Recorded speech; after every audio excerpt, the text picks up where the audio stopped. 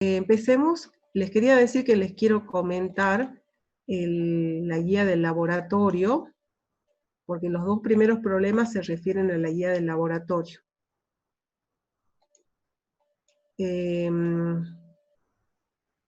Cuando ustedes resuelven este tema de volumetría redox, nosotros en el laboratorio lo que hacemos, les entregamos esta guía, que ya está subida al aula virtual. Explicamos los conceptos teóricos de la volumetría cuando usamos permanganato, que es la perganimetría, y cuando usamos dicromato, que es la dicromatometría. Son los dos agentes oxidantes más comunes que se utilizan, y como agentes reductores utilizamos el yodato, que da lugar a la yodometría, o bien, el yodato de potasio, que cuando usamos esta sustancia como agente oxidante, la volumetría involucrada es la yodometría.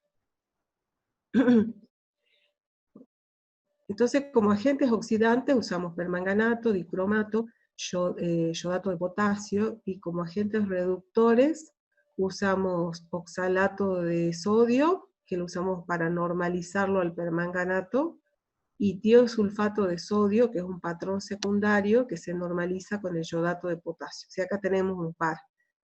Un agente oxidante, que es el permanganato de potasio, que es muy útil para hacer cuantificaciones de determinados iones, por ejemplo hierro, que es un elemento común que analizamos, y utilizamos permanganato de potasio. Antes de utilizarlo lo tenemos que valorar, porque no es un patrón primario, es un patrón secundario. Entonces lo tenemos que valorar con un patrón primario, que es el oxalato de sodio. Otra volumetría muy característica es cuando usamos tiosulfato de sodio como agente valorante. El tiosulfato de sodio es un agente reductor que nos sirve para cuantificar determinados iones, también determinadas sustancias. Por ejemplo, podemos determinar el yodato o el yodo agregado en la sal de mesa, por ejemplo en alimentos. La aplicación es esa, utilizan para saber si la sal de mesa ha sido correctamente yodada, hacemos un análisis con tiosulfato de sodio. Y para poder usar ese tiosulfato, que es un patrón secundario, necesito valorarlo previamente, y lo hago con el yodato de potasio. ¿Sí? Entonces acá en esta primera parte de la volumetría redox, lo que hacemos es preparar los reactivos, los patrones primarios y los patrones secundarios, y normalizar las soluciones patrones secundarios.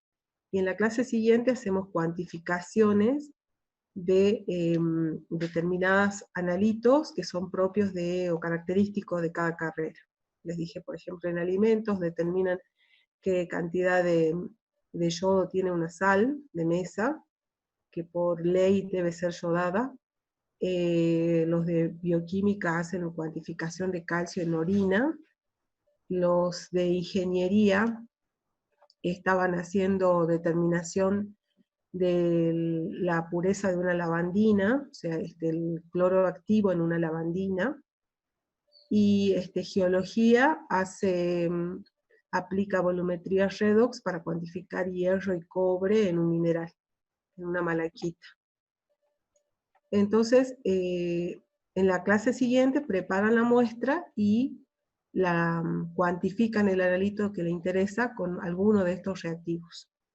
¿Sí? Y con el dicromato de potasio también, que sí es un patrón primario, entonces directamente con la pesada, por pesada directa, ya se puede determinar su verdadera concentración. Los indicadores que utilizamos son el almidón, una solución de almidón, que se aplica en el caso de la yodometría. Cuando titulamos el tiosulfato, usamos como indicador una solución de almidón, es un indicador externo. En el caso del permanganato, no necesita un indicador, y se dice que esa reacción es autoindicadora, porque no necesito un indicador.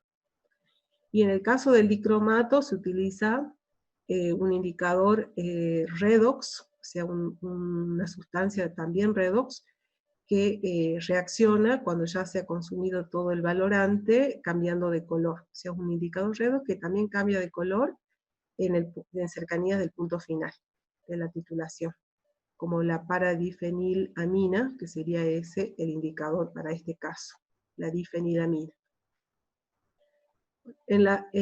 A continuación se muestra cómo se prepara cada solución, cuánto se debe pesar, que ustedes verifican en el laboratorio, habitualmente verifican estos cálculos que están acá definidos, las masas, ustedes tienen que verificar, hacer los cálculos. A veces se cambian los volúmenes, por lo tanto las masas también van a cambiar. Y luego proceden a valorar el reactivo, el permanganato. Entonces lo primero que figura acá es la valoración del permanganato. Les explica cómo se procede y la reacción química involucrada. ¿Sí? Es interesante que lo entiendan, ¿sí? Al margen que esto lo van a hacer cuando vuelvan, no lo van a hacer ahora, pero después en la aplicación, que en el cálculo, ustedes lo van a estar aplicando a estas ecuaciones. O sea, esto va en el seminario también, a modo de entrenamiento, digamos, en los cálculos. Después, en el laboratorio, se va a hacer la preparación de los reactivos, se va a normalizar y se va a cuantificar. Y van a tener que hacer una lectura muy minuciosa de esto, estudiar, y generalmente lo que hacemos es un parcialito previo al ingreso de la clase, donde ustedes van a tener que responder algunas preguntas en base a esta descripción. En el caso del permanganato, nosotros tomamos una alícuota de 25 mililitros del patrón primario, del oxalato de sodio, le agregamos ácido sulfúrico 2 normal, eso va en el Erlenmeyer, y en la bureta colocamos el permanganato de potasio. La reacción procede de esa manera. En el Erlenmeyer tenemos entonces el patrón primario y en la bureta el permanganato. Comienza a reaccionar, dijimos que no es necesario agregar indicador porque es autoindicadora, comienza a reaccionar. ¿Qué reacción se produce? Es esta que está acá. El permanganato, en medio ácido, necesita el medio ácido, requiere protones en el medio para que se produzca esta reacción, por eso agrego ácido sulfúrico. El permanganato reacciona con protones, genera manganeso más 2 y agua. Recuerden cómo se hace la igualación de esta volumetría, ¿no? De esta reacción redox. El método del ion-electrón. Tienen que saberlo aplicar. Que yo les expliqué en el seminario 1, le hice un detalle de cómo se iguala esta reacción. Revísenla, repásenla. Está en el seminario 1, en la guía que les hice como ejemplo de resolución de algunos problemas. Entonces, en este caso, tienen que analizar esta reacción. El permanganato en medio ácido pasa a manganeso más 2, mientras que el oxalato, el anión oxalato, simultáneamente, estas reacciones son simultáneas, el anión oxalato, el agente reductor, se oxida y pasa a dióxido de carbono.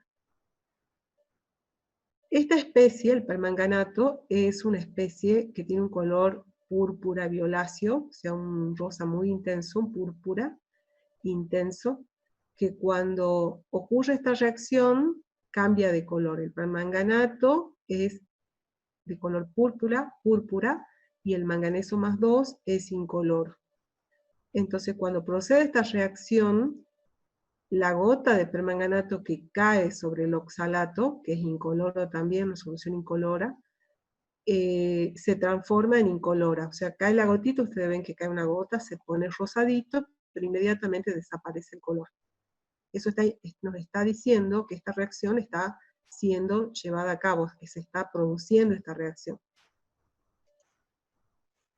¿Sí? Eso nos indica, porque el color del permanganato desaparece y generamos esta especie que no tiene color. Ahora, cuando esto va a ocurrir hasta cercanías del punto final. Acá dice que tenemos que valorar hasta aparición de una coloración rosada tenue, dejar de colorar y calentar.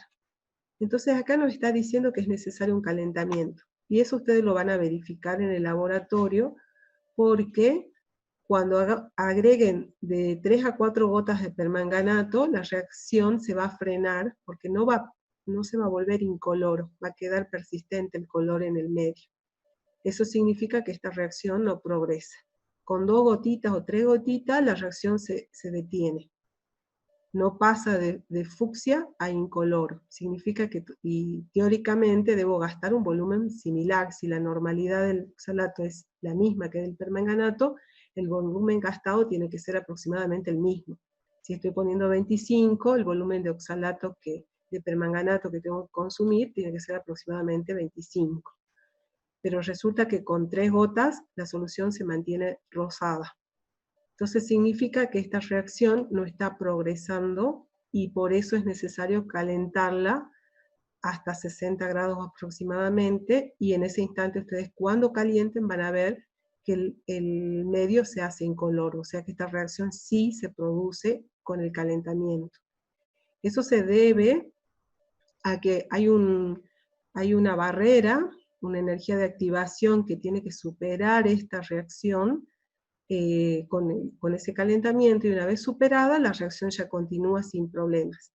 ¿Sí? Entonces ustedes, la metodología es agregar 2 o 3 gotas, verificar que la reacción se ha detenido, calentar hasta 50 o 60 grados, y continuar la titulación en caliente, ¿sí? Mantener el calentamiento. O sea, puede ser en la misma, sobre una plancha calefactora, o bien sacarla de la plancha y llevarla bajo la burete, continuar la reacción manteniendo el calentamiento, o sea que no dejen pasar demasiado tiempo para que se enfríe el mesh. Tiene que ser la reacción que agarran con una pinza o con un papel, una tipo manijita de papel, para sostener el mesh. Entonces esta reacción procede con calor, y se debe a que es necesario vencer esa energía de activación en el inicio de la titulación, y para que se produzca esta reacción. Después que se ha producido, ya continúa sin problemas hasta el punto final. El punto final se va a dar cuando ya todo el oxalato se haya consumido, haya reaccionado con el permanganato en cantidades equivalentes, y la gota en exceso de permanganato va a permanecer como permanganato porque ya no reacciona con el oxalato. Por lo tanto, va a colorear al medio de su color característico, que es el rosado intenso. Entonces una gotita me va a colorear de rosado tenue. Si agrego más gotas, se me va a ir intensificando el color, porque ya el permanganato no reacciona, ya no pasa manganeso más 2. ¿Sí? Entonces, por eso decimos que es autoindicadora, porque no requiere de un indicador. El mismo reactivo, el permanganato, tiene un color propio que, superado el punto de equivalencia, va a mantener su color. No sé si les quedó claro esto que les acabo de explicar.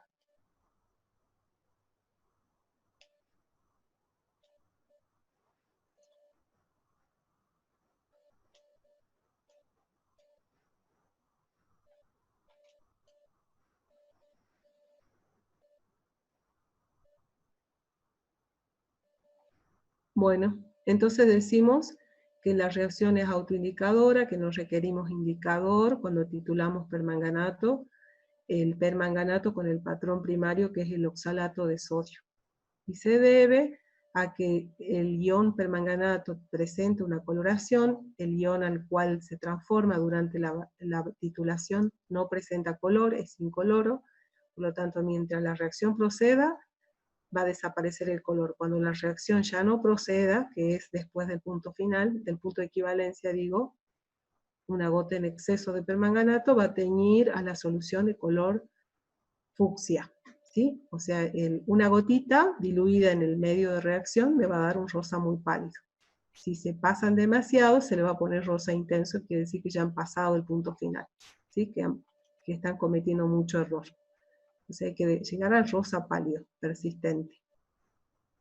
Bueno, eso es la titulación del permanganato. Autoindicadora, se titula con oxalato de sodio. El agente oxidante es el permanganato, pasa manganeso más 2, el agente reductor es el anión oxalato, pasa dióxido de carbono. Después tenemos la valoración del tiosulfato de sodio. Entonces, esta es una reacción redox característica, la del permanganato. La del tiosulfato de sodio, para la valoración del tiosulfato de sodio, es una reacción indirecta. Y vemos por qué es indirecta. No es directa, acá es directa la titulación. Tomamos una alícuota de 25, dice, de iodato, que era el patrón primario, se agrega 2 gramos de yoduro de potasio, con el que reacciona, dice que con el que reacciona, el yoduro de potasio reacciona con el yodato, y genera, en medio ácido ocurre esto, genera yodo molecular, en medio ácido. Ese yodo molecular es el que se va a titular con el tiosulfato. O sea, hay una reacción intermedia acá, previa, antes de la titulación, antes del agregado del tiosulfato, genero en el medio yodo molecular. La cantidad de yodo molecular generada es proporcional, digamos, son los mismos equivalentes de yodo generado de acuerdo a la cantidad de yodato de potasio presente. Este yodato pasa a yodo molecular en la misma cantidad de equivalentes. Si había 10 equivalentes de esta especie, se generan 10 equivalentes de yodo molecular. ¿Sí? Entonces, es una reacción indirecta, porque el agente oxidante no actúa como yodato, sino actúa como yodo molecular. Ese yodo molecular es el que reacciona con el tiosulfato, y esta reacción requiere de un indicador. El indicador era el almidón, que se va a combinar con el yodo generando un complejo de color azul. Y que en el punto final, cuando ya el yodo se haya consumido por completo, con el tiosulfato, va a liberar al indicador y va a desaparecer el color. Va a pasar de azul intenso a incolor.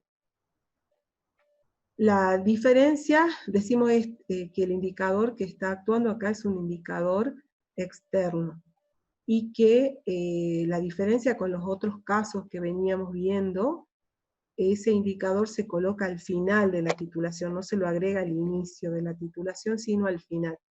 Y esto pasa porque si yo agrego el indicador al inicio, cuando tengo todo el yodo presente, todavía no se ha consumido el yodo, está todo presente, hay un bloqueo del indicador, se produce una transformación del indicador que no va a actuar después en la formación del complejo. Entonces necesito proteger al indicador. ¿Y cómo hago eso? Agregándolo al final, cuando haya muy pequeña concentración de yodo. Eso se ve visualmente porque la solución pasa de un marrón oscuro a un amarillo pálido. Cuando se transformó de ese amarillo intenso, casi marrón, a amarillo pálido, en ese momento agrego el indicador y ustedes van a ver la formación de un complejo azul entre el yodo y el almidón. Y continuamos la titulación, no se detiene, o sea, se agrega el indicador y se continúa la valoración hasta la desaparición del color azul. Entonces la reacción indirecta que se produce es porque el yodo molecular, el yodato de potasio, que era el patrón primario, reacciona con el yoduro que agregué de yoduro de potasio en medio ácido, generando yodo molecular. Ese yodo molecular es el agente oxidante del tiosulfato. Entonces este agente oxidante gana electrones, se reduce a yoduro, y el tiosulfato pasa a tetrationato. Esta especie, vean ustedes que tiene 2,6, el doble, entonces el balance de masa, tengo que poner un 2 de este lado para balancear la masa, y tengo, por lo tanto, 4 cargas negativas a la izquierda, 2 a la derecha. Para balancear la masa balancear la carga, tengo que agregar 2 electrones a la derecha. De esa manera balanceo la masa. Y en cuanto al yodo molecular que pasa a yoduro, genero, entonces primero balanceo la masa, tengo 2 yodos acá, tengo que tener 2 yodos a la derecha, tengo 2 cargas negativas a la derecha, tengo que agregar 2 electrones a la izquierda para balancear la carga. Sumo todo y esta sería la reacción global, la reacción neta. Los electrones siempre se tienen que simplificar. Como acá hay igual cantidad de electrones, no necesito afectar de ningún factor a mis reacciones, ¿sí? Las sumo tal cual. Sí, bueno, acá está explicado cómo es el indicador, por qué no se agrega por qué se agrega antes del punto final y no al principio de la titulación, los problemas que tiene el indicador. Y después ya acá vienen la aplicación, lo que les decía, para qué usamos estas volumetrías, para cuantificar cobre y hierro en un mineral de cobre, en el caso de geología, en el caso de alimento para determinar yodo en la sal de consumo humano, esa sería la aplicación, y en el caso de convenio, calcio en orina, el oxalato reacciona con el ion calcio y forma un precipitado, ese precipitado se disuelve, se libera el oxalato y ese oxalato se titula con permanganato, igual que la titulación que acabamos de ver. El oxalato liberado se titula con permanganato y tenemos una reacción redox. ¿Sí? Pero el calcio ha sido previamente separado de la orina a través de la precipitación con calcio. Luego filtro, disuelvo nuevamente, lo disuelvo de nuevo y luego lo titulo. Esa explicación está acá. En ingeniería química utilizamos la determinación por volumetría redox para cuantificar los gramos de agua oxigenada que están presentes en un litro de solución. Y también se la puede expresar como el volumen de oxígeno que genera un determinado volumen de solución de agua oxigenada, como masa a volumen o volumen a volumen, de cualquiera de las dos formas. Entonces, para esto yo necesito hacer una titulación con permanganato de potasio. El cloro activo en una lavandina se lo puede cuantificar también a través de una reacción con tiosulfato de sodio. O sea, el tiosulfato que hemos valorado con yodato de potasio lo utilizamos acá para determinar el cloro activo en la lavandina. ¿Sí? Esas serían las aplicaciones que ustedes van a realizar en el laboratorio. Bueno, más o menos les quería dar un pantallazo de esto para que lo entiendan el sentido, y bueno, ustedes ya lo tienen que estudiar, y lo estudiando para luego verlo en el laboratorio. Sí, me imagino que la ingeniera ya les va a responder bien cómo va a ser la modalidad del parcial. Supuestamente en el parcial iba todo, iba al laboratorio, iba a seminario, iba a teoría, y o sea, era todo completo. Y ahora como el laboratorio no ha sido dado, me imagino que esa parte no se va a evaluar, me imagino. Se puede evaluar la parte de cálculo, pero no el completo, digamos, todo el desarrollo. El asunto también es que en el laboratorio ustedes aprenden las técnicas de valoración, no solo la teoría, ¿no es cierto? Ponen en práctica la teoría y los cálculos del seminario, pero adquieren destreza en el manejo de los reactivos, en el manejo de los materiales del laboratorio. O sea, la finalidad es aplicar la teoría, saber resolver hacer los cálculos propios en el laboratorio, y manejar bien el instrumental, el equipamiento, pesar bien, medir bien los volúmenes. O sea, hay una cuestión de unas competencias que son distintas a las que se evalúa en la parte escrita. O sea, es todo, es una mezcla de cosas. Entonces no sé bien cómo le va a evaluar la parte. Esa parte me imagino que va a quedar pendiente porque no han tenido oportunidad ustedes de hacerlo. ¿Está? No sé si quedó alguna duda de lo que planteamos hasta acá. ¿Tienen alguna duda?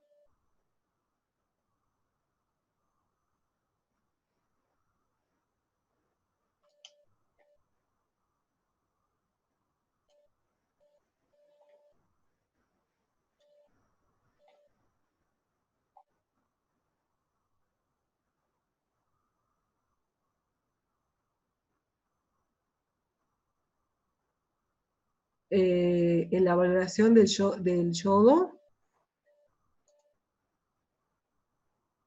¿querés saber cómo es la titulación del del tiosulfato de sodio. ¿Eso querés decir, José? Ah, bueno.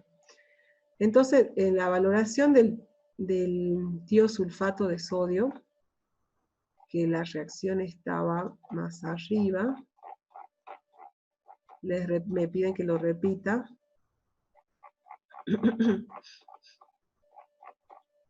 Acá, esta es la reacción.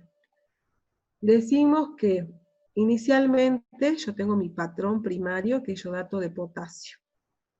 Al yodato de potasio le tengo que agregar ioduro de potasio.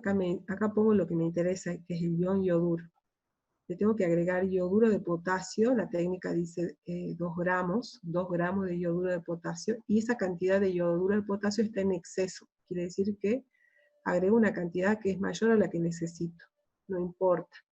El yoduro de potasio reacciona con el iodato en medio ácido. Este medio lo proporciona el ácido sulfúrico que agrego a esta mezcla, y se genera de esa manera yodo molecular. El yodo molecular es una sustancia de color amarillo, muy intenso, un amarillo. Si la concentración de yodo es baja, va a ser amarillo clarito. Si es más alta, va a ser más oscuro, y si es muy alta, va a ser marrón, casi negro. ¿Sí? O sea, esta solución de partida contiene yodo molecular. Se generó en la reacción, por reacción entre el yodato, el yoduro y el medio ácido, se genera yodo molecular, que tiene como característica que tiene un color marrón cuando la concentración es alta en yodo. Esa especie, ese yodo, es el agente oxidante que va a sufrir esta reacción redox con el tiosulfato de sodio. Esta ya es la valoración. Por eso decimos que es una titulación indirecta, porque el agente que yo pesé como patrón primario, cuya masa ocupo en el cálculo, es la de iodato. Esta es la que me sirve de base de cálculo. Pero no es la especie que reacciona durante la titulación. La especie que reacciona es el yodo molecular. El yodo molecular pasa a ioduro y el tiosulfato pasa a tetrationato en la reacción redox. Entonces, cuando ustedes valoren, en la valoración vamos a pasar de amarillo oscuro a amarillo clarito. Cuando tengamos ese color, vamos a agregar el indicador que le dije que es una solución de almidón. El almidón interactúa con el yodo molecular y forma un complejo de color azul. Cuando ustedes agreguen el almidón al medio de reacción, a la solución de yodo, que ya reaccionó una parte y quedó una parte de yodo sin reaccionar, va a tomar una coloración azul. Y continuamos la titulación con el tiosulfato. El punto final se va a ver cuando el color azul del complejo yodo-almidón desaparece. Desaparece el color azul, que pasa de azul a incoloro. Entonces hemos llegado ahí al punto final de la titulación. Y con ese volumen hacemos los cálculos. El volumen gastado de tiosulfato de sodio.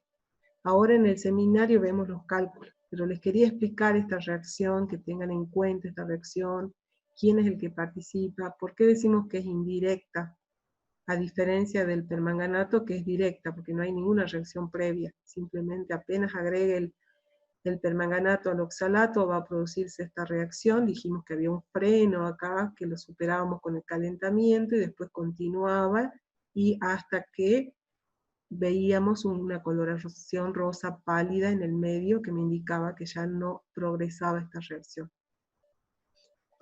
¿Sí? Bueno, vamos al seminario.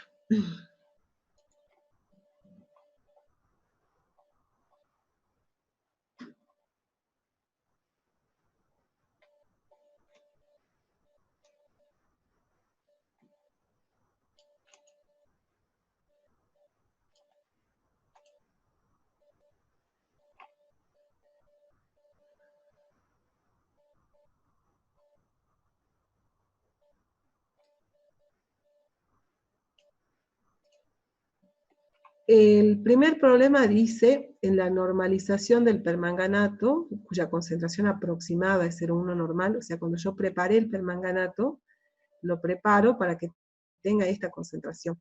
Pero ya sabemos, como no es un patrón primario, no estamos pesando una masa perfectamente conocida, porque tiene contaminantes, tiene impurezas, cuya concentración final no sabemos exactamente. Es muy cercana a 0,1, pero no sabemos exactamente cuánto. Entonces, para eso valoramos, dice, se realizaron una serie de repeticiones de la titulación, los volúmenes de permanganato utilizados para titular 6 alícuotas de 20 mililitros de oxalato 0,1 normal. También esto es un dato, ya sabemos que este es el patrón primario, que ustedes pesan y conocen el peso real del reactivo, y conocen, por lo tanto, la verdadera normalidad.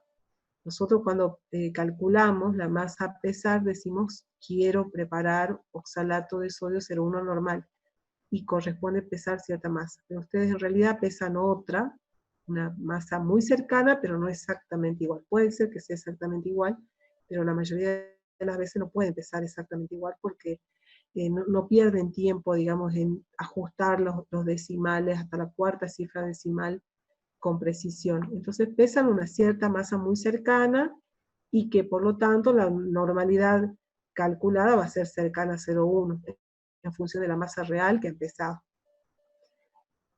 Se presentan entonces en la tabla los volúmenes gastados para estas alícuotas. Dice, la solución patrón primario se prepara pesando exactamente 1.7504 gramos de oxalato, se disuelve con agua y se lleva a un volumen final de 250. Entonces, acuérdense que esta reacción ocurre en medio ácido. Acá no dice, pero esta reacción ocurre en medio ácido. Calcular la verdadera normalidad del permanganato, tener en cuenta si aparecen valores anómalos. Bueno, calcular la verdadera normalidad del permanganato. Entonces nosotros tenemos una serie de valoraciones. La teoría de valores anómalos ya la dio la profe antes. Ahora lo aplicamos porque hay muchas cosas que la tenemos que ir aplicando de a poco, porque si no tendríamos que hacer muchos problemas y no nos da el tiempo para hacer todos los problemas que están, aplicar todos los temas, digamos, de la parte estadística.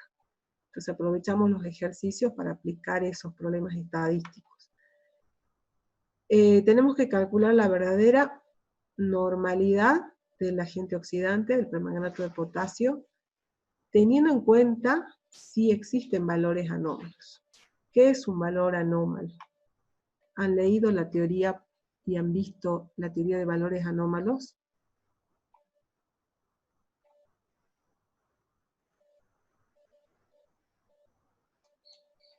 A ver, yo se la voy a compartir.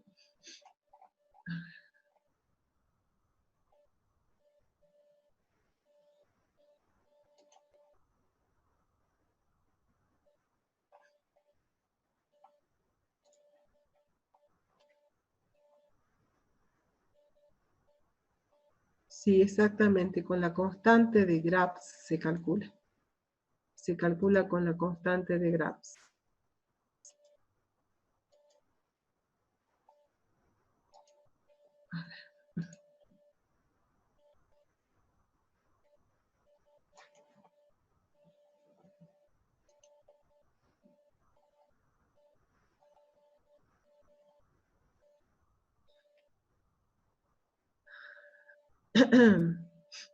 Acá se lo estoy compartiendo. Está en la teoría de complejometría. Ahí aparece. En la primera parte dice estadística, complejometría, tema 4. Aparece, ahora se lo estoy compartiendo.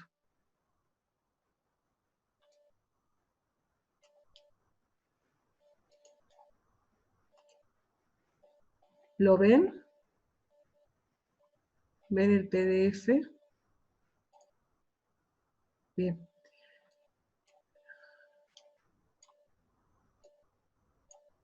Entonces acá nos dice que cuando ustedes tengan una serie de datos experimentales, podemos sospechar que hay algún valor anómalo cuando hay una diferencia notoria entre los valores numéricos de uno respecto de la población de datos.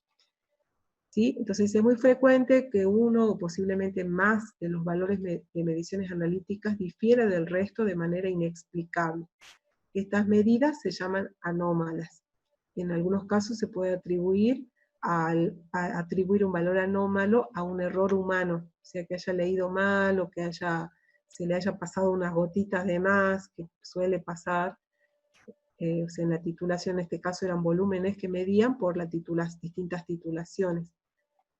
Ese valor, dice, en este caso, el valor puede ser eliminado o corregido. Cuando ese valor sea anómalo, se lo puede eliminar.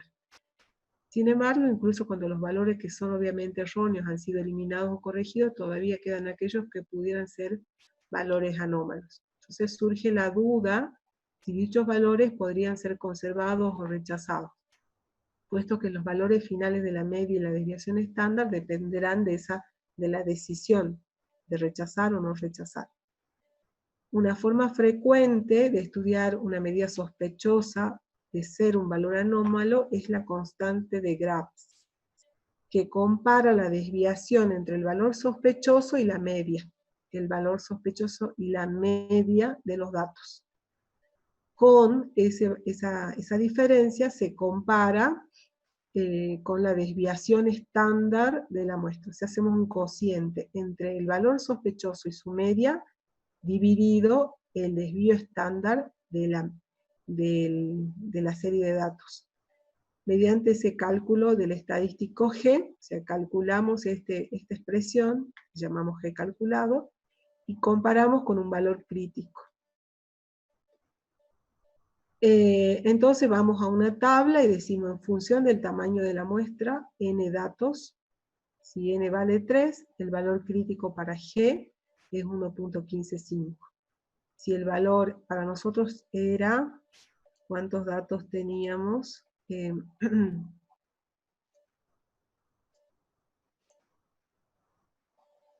6 datos. Teníamos 6 datos.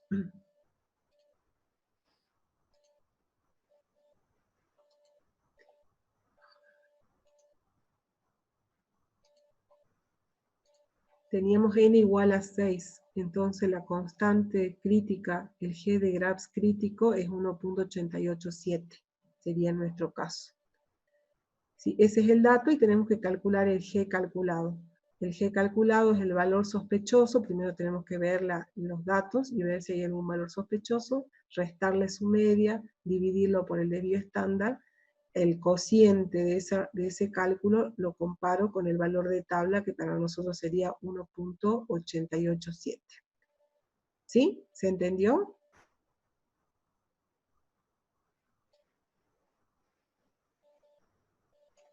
Entonces acá, ahora volvamos acá, 1.887 era la constante de Grabs. 1.887.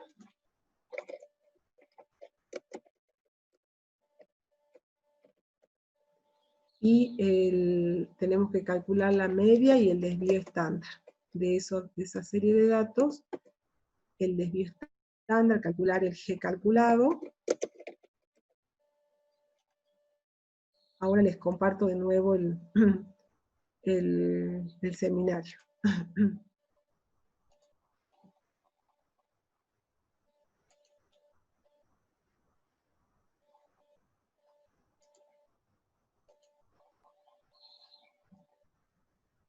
Entonces, observemos los datos. ¿Para ustedes hay algún valor anómalo acá en esta serie de datos? ¿Hay un volumen que se va un poco lejos del valor promedio?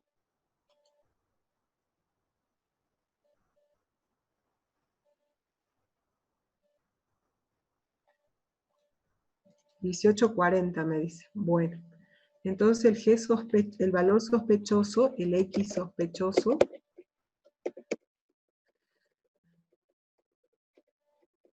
sería 18,40 mililitros.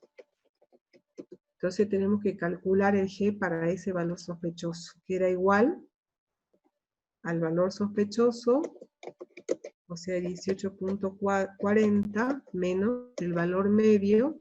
Tenemos que calcular acá la media, Acá podríamos poner en la misma serie de datos, agregarle una columna y poner el promedio y el desvío estándar. Bueno, o si no acá, el X medio, teniendo en cuenta y el desvío estándar de esa serie de datos.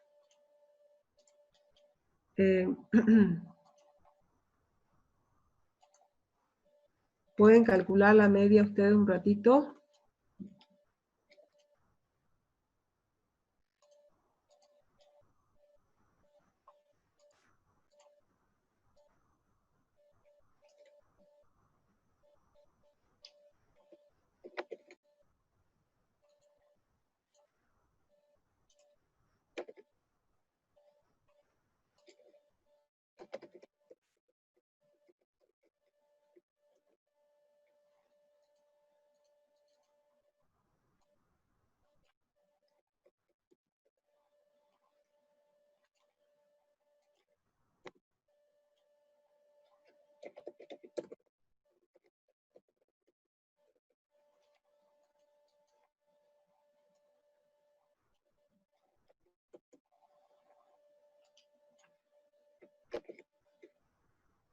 La media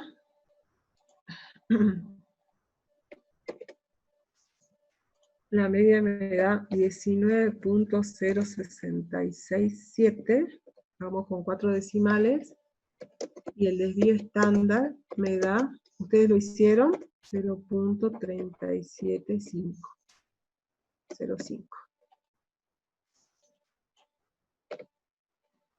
¿Lo hicieron o no?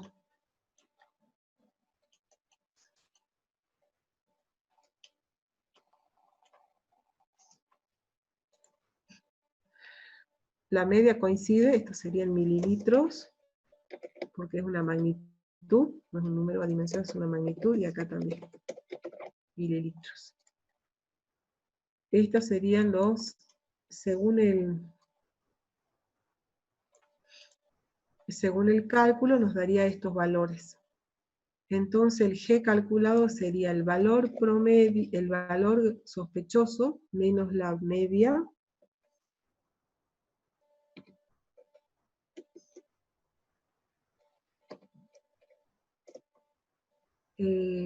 todo eso dividido S,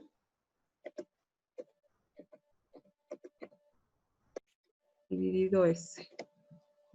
¿Cuánto nos da?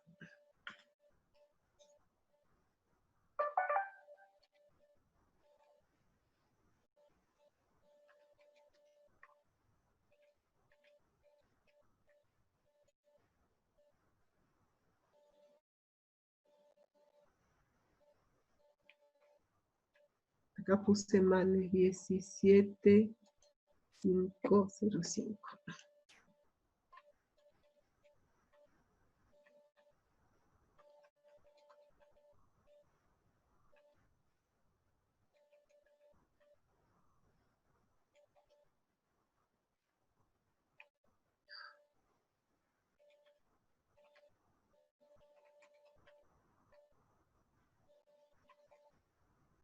Es valor absoluto, no importa el signo. 1,78. 1,78. Bien. 1,78. Bien. Entonces, ¿cómo es el G calculado con respecto al crítico?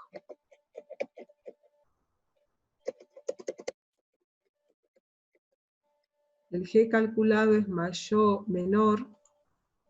Es menor que el G crítico. Es menor que el crítico. ¿Y qué decía la teoría cuando el G calculado era menor que el crítico? Decía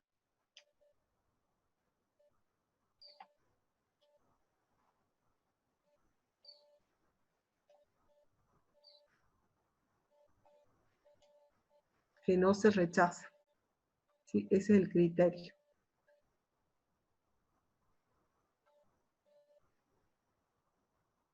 Criterio de rechazo es cuando el G calculado sea mayor que el crítico. Ese es el criterio de rechazo. Si el G calculado es mayor que el crítico, rechazo. Si no, no lo rechazo. Acá no se rechaza.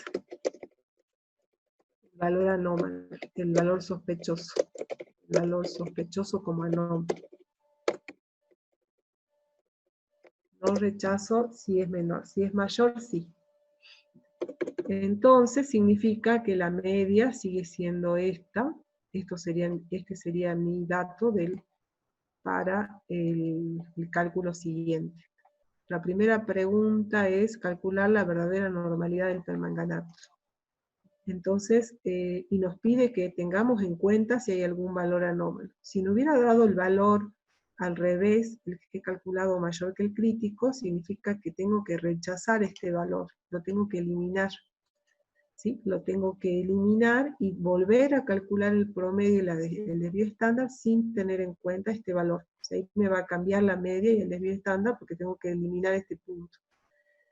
Pero en este caso no, como no es anómalo, se incorpora dentro, lo mantengo, digamos, dentro del cálculo y continúo con el paso siguiente, que es el cálculo de la verdadera normalidad.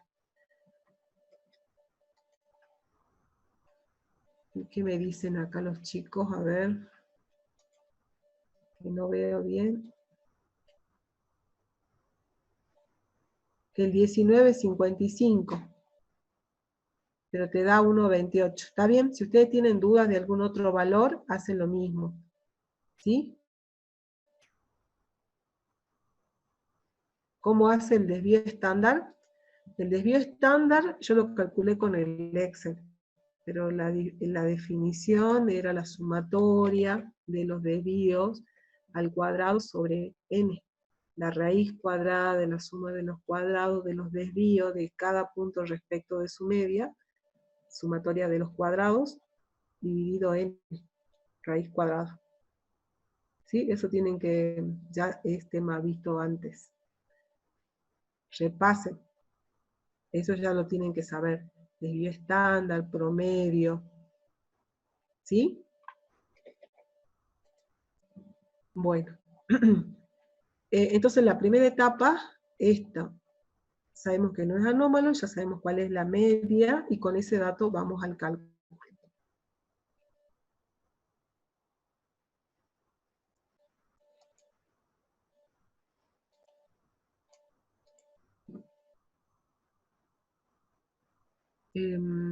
Tenemos, a ver,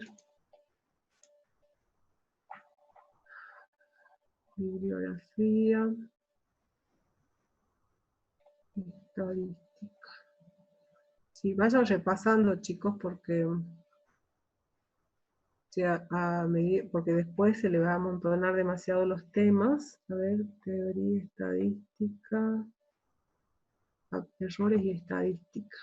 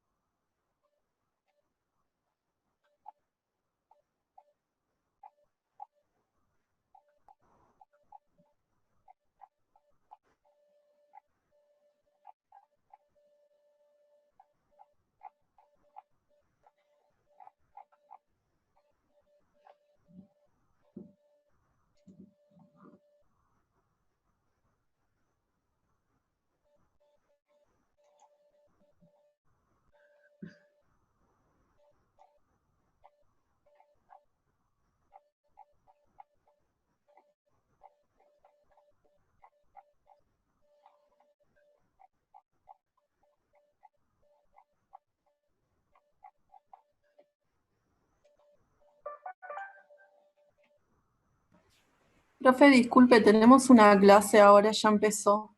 ¿Hasta qué hora se va a extender esta clase?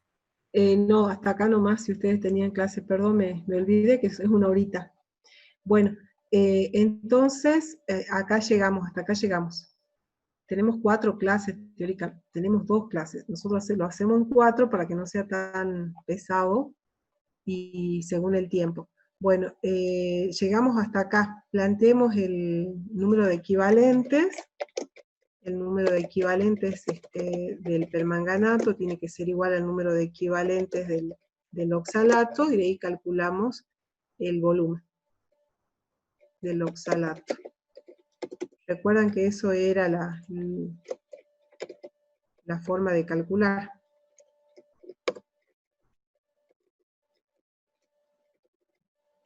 Permanganato igual al número de equivalentes de oxalato.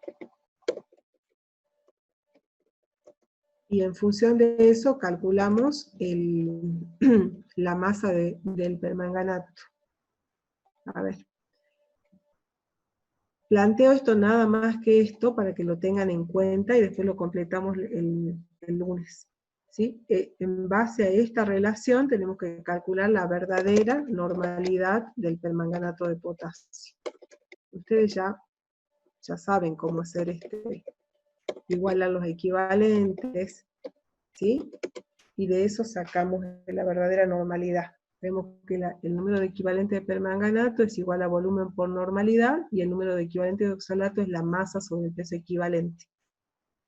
Si con esos datos despejamos la normalidad del permanganato en base a los datos que tenemos. El volumen promedio de oxalato lo conocemos, el peso equivalente lo conocemos, el volumen gastado promedio es tanto. Perdón, la masa, acá sería la masa del oxalato, la conocemos, lo tenemos como dato en el total y sacamos para la alícuota. Si quieren irlo haciendo, van avanzando y de ahí despejamos la normalidad. Y luego hay que hacer las ecuaciones que están en la guía del laboratorio y explicar el hecho de que el punto final de esta titulación no requiere indicador, que es autoindicadora, ¿sí? Y explicar por qué, con la reacción que yo les expliqué, ¿sí? Y eso sería todo este tema de la primera parte. La segunda es algo similar, y después ya empezamos a plantear otros problemas. Bueno, nos vemos entonces el lunes. Hasta ahora el lunes. Que estén bien.